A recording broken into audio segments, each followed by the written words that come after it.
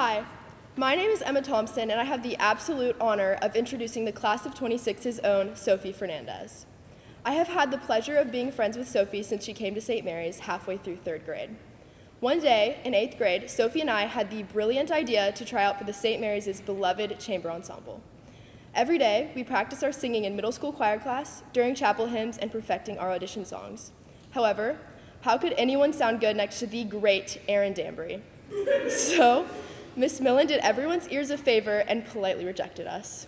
Clearly, what stands out about this is not our singing ability, or lack thereof, but it shows how loyal, dedicated, and hardworking Sophie is, which she shows with her friends, on the volleyball court, and in school, as she will be attending Tulane University next year. Roll wave.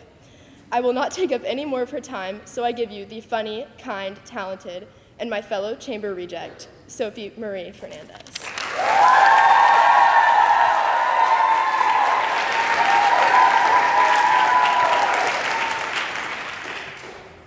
Traveling makes up a big part of who I am. My parents have always instilled in me that seeing the world and experiencing different cultures is important, but I never really understood why. I have visited 11 countries, each with very specific and special memories that, like any normal person, I spend my time recalling my various adventures, riding on camels' backs or climbing cliffs in freezing temperatures. But still, this doesn't seem that important.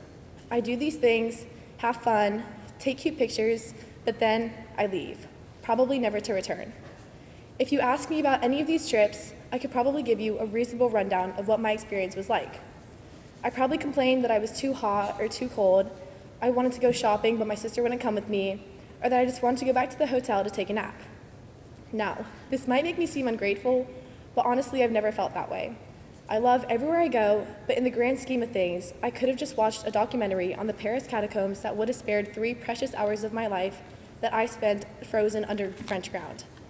Despite this, my parents spend way too much money trying to give me the most authentic experiences that I will look back on and think, yeah, that was cool, but I missed my bed. But still, I love to travel. Recently though, I learned why it is so important that I go new places and try new things. But it's less about the things and more about the people. The summer before my sophomore year, I studied abroad in England. Initially, I didn't want to go. My sister had gone the year before, and now my mom was making me, and I didn't see the point. It was my first time traveling alone, and I was over the whole experience before I even got to the college. But luckily, right when I stepped off the plane, I met someone.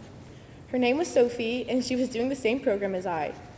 It was awkward small talk for the first few minutes, but then we really started to get to know each other, at least as much as you can know a person in 30 minutes. She lives in Pasadena, California, which is very different from Memphis, and her life was surprisingly different from mine, even though we were both teenage girls living in the US. We stuck close together most of the time, but we weren't studying the same subject, so I was forced to meet other people. And this was amazing. Who knew that people were so interesting? I met kids from Argentina, China, Greece, Australia, and so many other places. Every day I was learning about new cultures and people I hadn't even thought twice about before. And why? Because it wasn't important? That seems silly now, because obviously when you get the chance to broaden your perspective and see how other people live, why wouldn't you? I realized while studying abroad that when you take the time to care about lives other than your own, life becomes a whole lot more whimsical. Now I can say that I know crazy stories about festivals in Brazil, song lyrics in Italian, and I finally understand the fashion sense of Texan girls. Whenever I travel or just go out, I try my hardest to talk to new people because that is how you get the best form of education. Whether it be a small restaurant owner in the Bahamas or a girl I meet at Saddle Creek, I want to hear about their life and what is important to them, because then it becomes important to me. Had I never stepped outside of my bubble, I wouldn't be able to look back and think, yeah, that was cool. I wonder what our tour guide from Egypt is doing right now. If I had never started to care, I would have missed out on beautiful things happening right in front of my eyes. Now, to my beautiful class of 2026, remember to always look out for the things in life that make every day whimsical, and even though we'll be all over the country very soon, if we put in the effort, we can travel and make it easy to meet each other halfway. Thank you.